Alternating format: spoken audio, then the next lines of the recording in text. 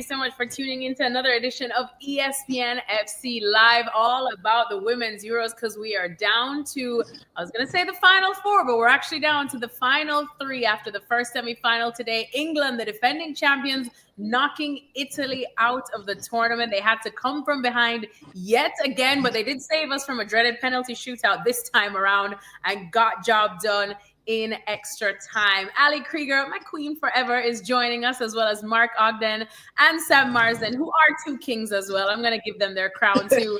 But it is absolutely, Augie's the only one that's actually in England right now. And I'm pretty sure, even though he's up north in Manchester, he can hear the chants of it's coming home, because let's be honest, they never do stop. Ali, I'm going to start with you for this one, though, because England, once again, coming from behind, just that mentality. They are mentality monsters with Serena Wiegmann as well. But for you, what stands out on what made the difference this time? Was it the substitutions of Ajimang as well as Chloe Kelly, who always turns up whenever a stunning goal is needed? And she did do that today. Or was it the fact that Italy probably ran out of steam towards the end, as well as lost an important player in Garelli?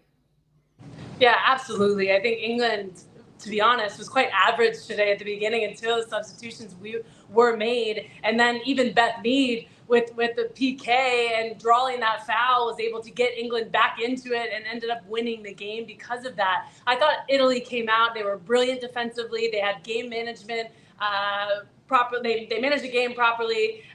They defended so well. They were connected throughout. They were good on transition. But it was in that moment on one of the transitions at the end of the game where they were, still up 1-0, where then unfortunately they tried to score a goal instead of just either keep it against 3v2. And England then came back after a goal kick and went down the other end and ended up tying the game, which then just elevated their confidence immediately. So I think England, until the substitutions were made, they didn't create much in the final 18. I think in and around the box, they were doing uncharacteristic shots in the first half. In the second half, they came out, tidied up a little bit more. But it wasn't until the substitutions came in to give them that advantage. I think Italy, they were really organized. They were good on transition. They created numbers wide.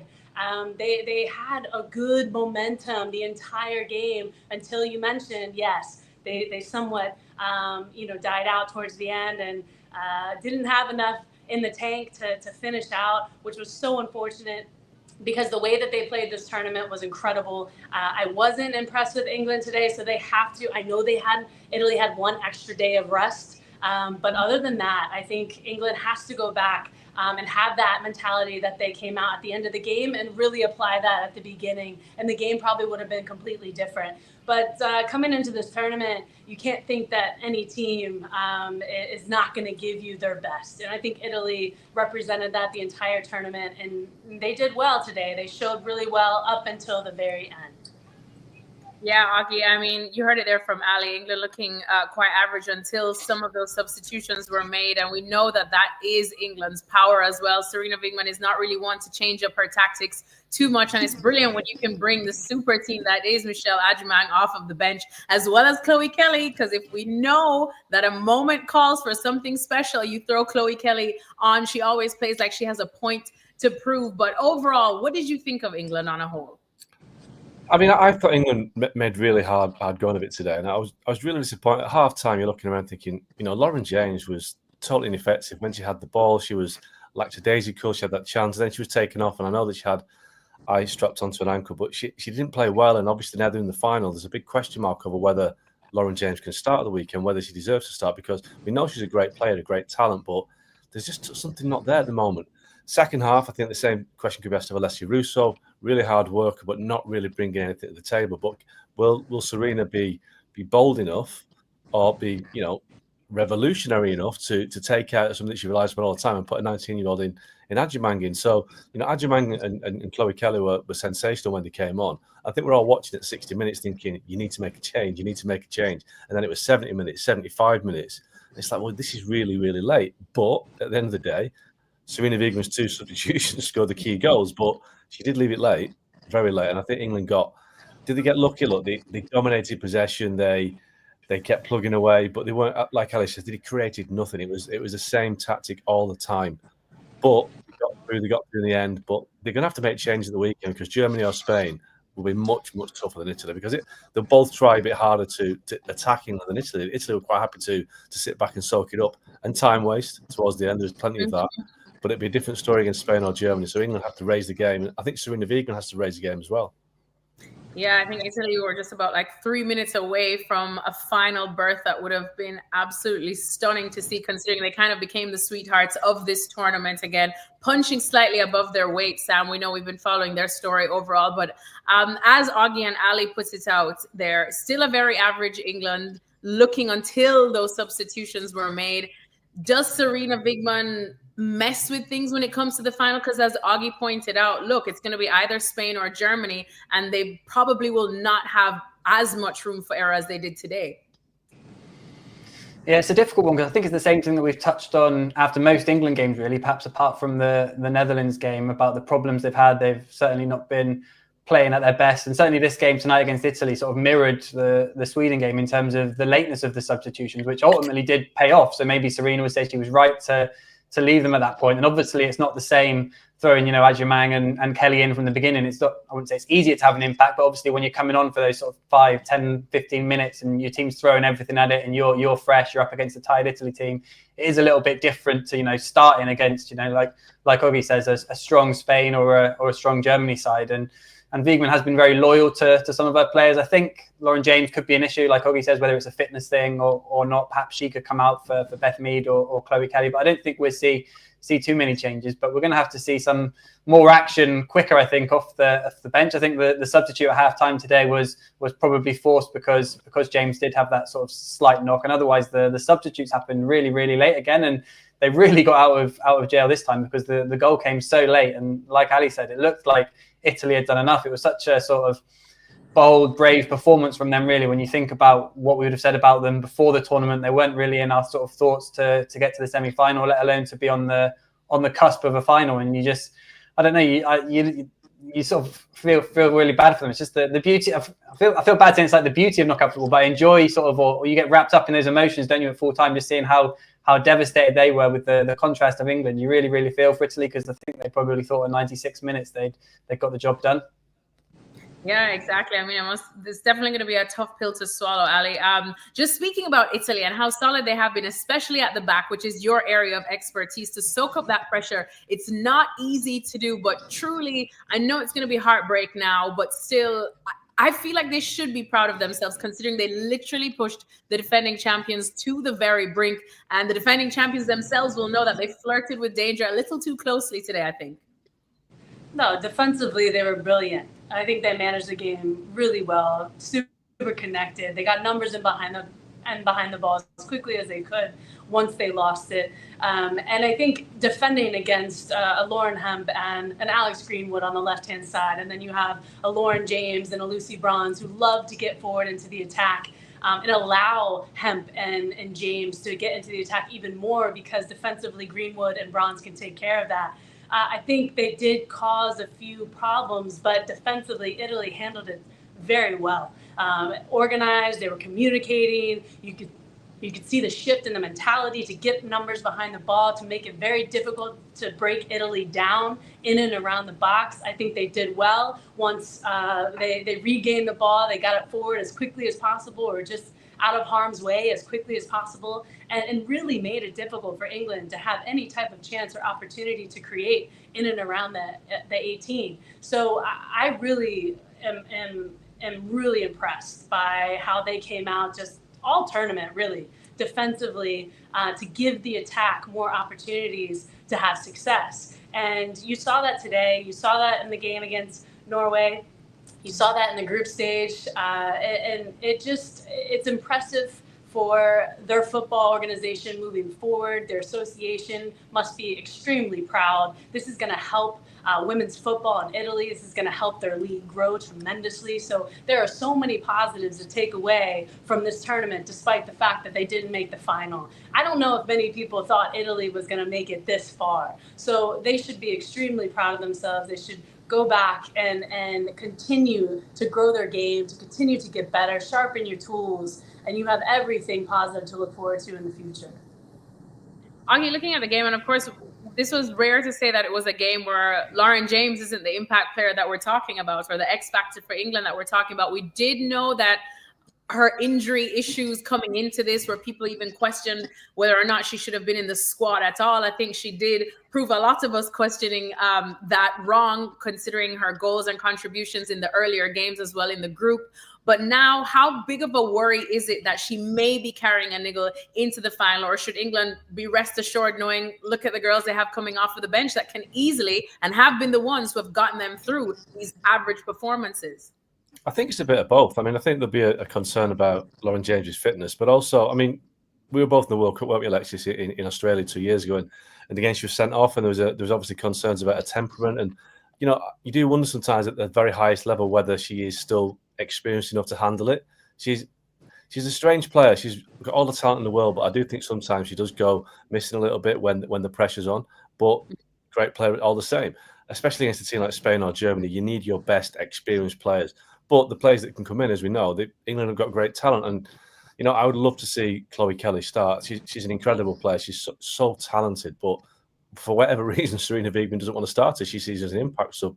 So England have got the ability. They've got the talent there. But I don't know. I think when it comes to a game at the weekend, Spain, for me, are so far ahead of everybody else. And Germany, we know they've got this incredible mentality. They'll be out for revenge against England if they do play England in the final because of what happened in the last Euro. So England need all the best players fit. If there's a doubt over Lauren James, you can't play her.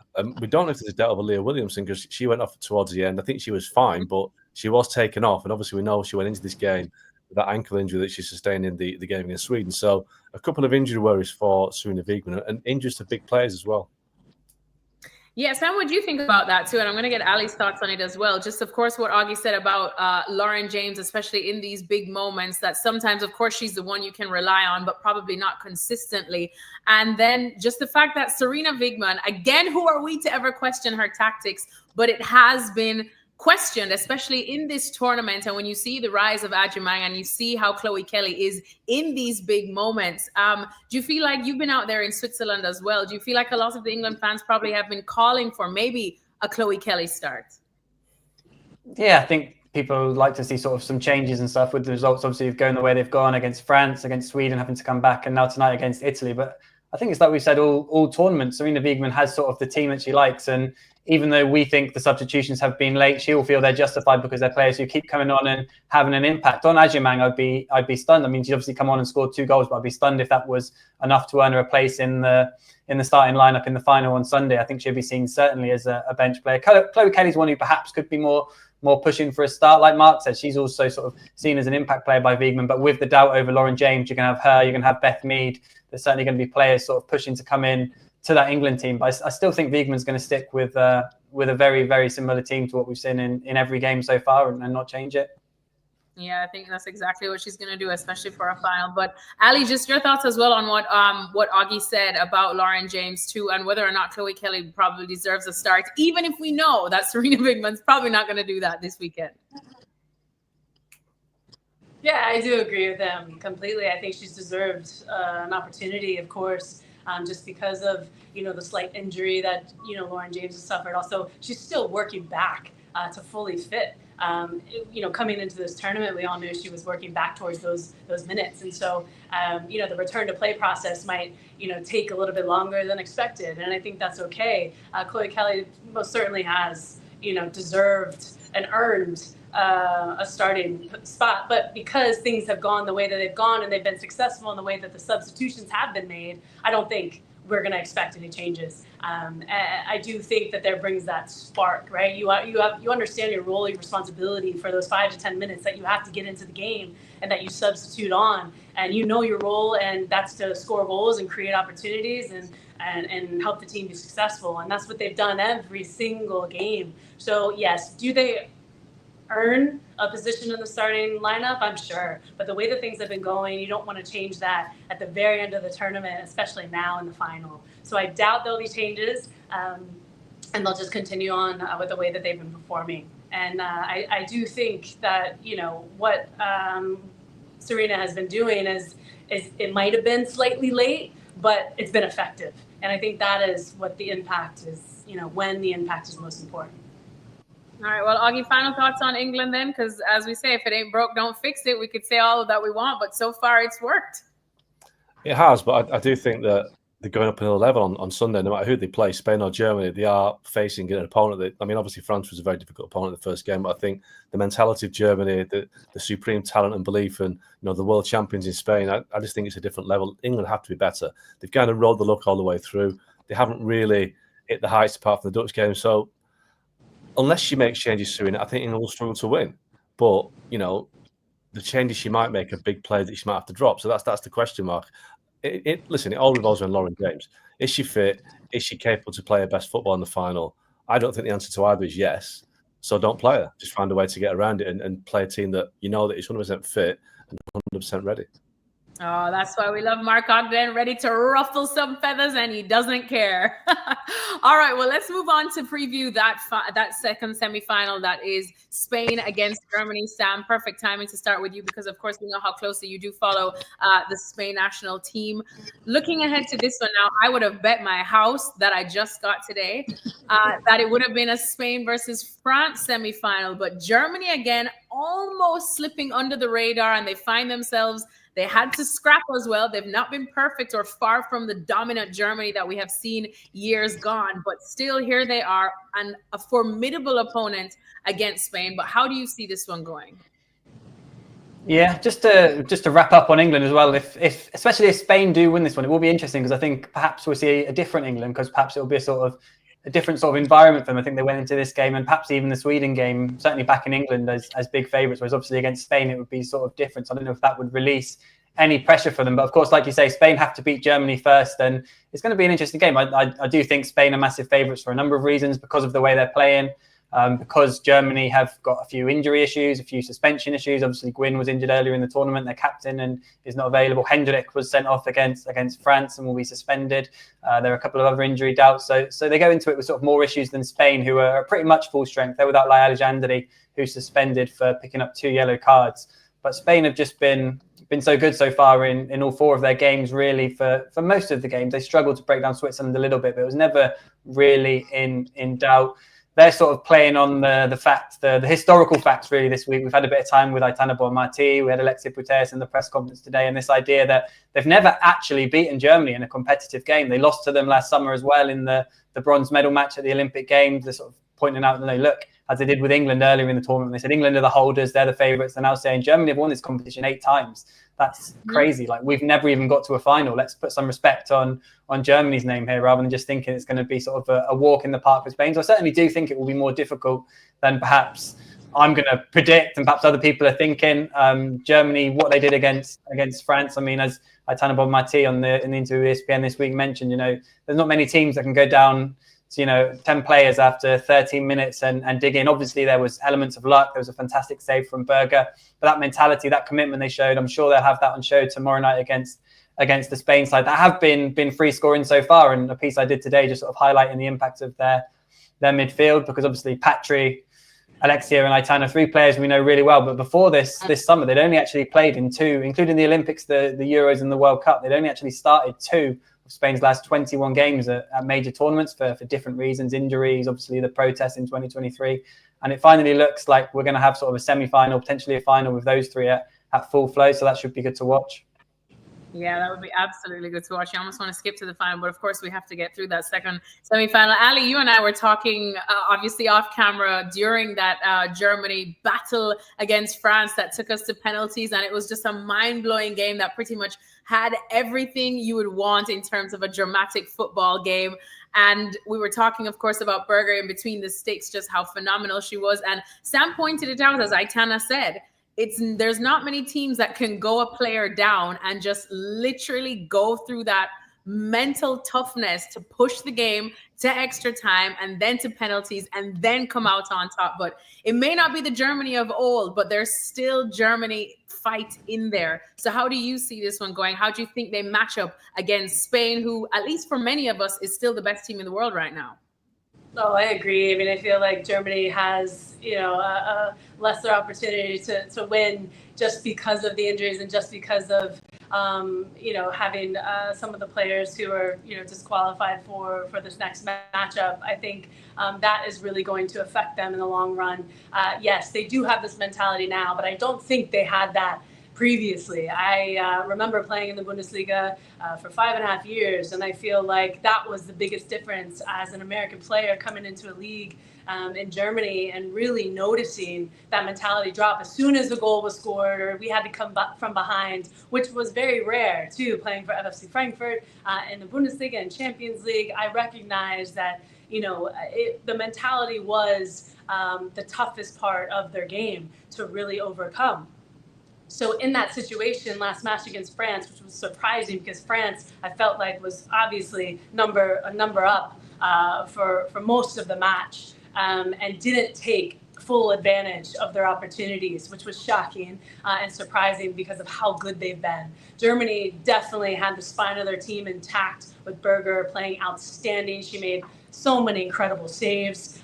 She was the key component in their success. So now they're going to have to go back to the drawing board with new personnel in a few of the positions to be able to come out with that mentality. But that also gives some of the players who haven't played a lot to jump into those positions and really prove themselves. So I think that will be a little bit of unpredictability for Spain. But I agree. Spain is just way too good and above and beyond every other team here in the Euros. We've seen that game in and game out. Their midfield is world class. They play with each other every single day for club and country.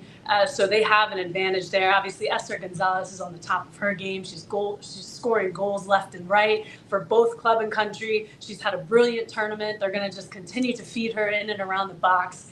So it will be, I think, an uphill battle for Germany. As long as they have that mentality, they could stay in it. But Spain is just too good for 90-plus minutes in order for Germany to hang on and to continue to fight until the very end. Talking about mentality, but it's also about technical ability and skill, right? Creating opportunities and being able to finish in front of goal. And I don't necessarily know they'll be able to do that against Spain. Augie, you and I were there at the Women's World Cup final in Sydney just 2 years ago. And I remember you speaking just so wonderfully about Spain and the Spain that you saw when England were still somewhat favorites to win that one, given the fact that they were still riding a Euro high as well. And we knew exactly how much they had that mentality. They had more time together under Serena Wigman as well. But Spain were the ones that came out on top. How much have you seen them progress now? Are they still that team, if not better for you?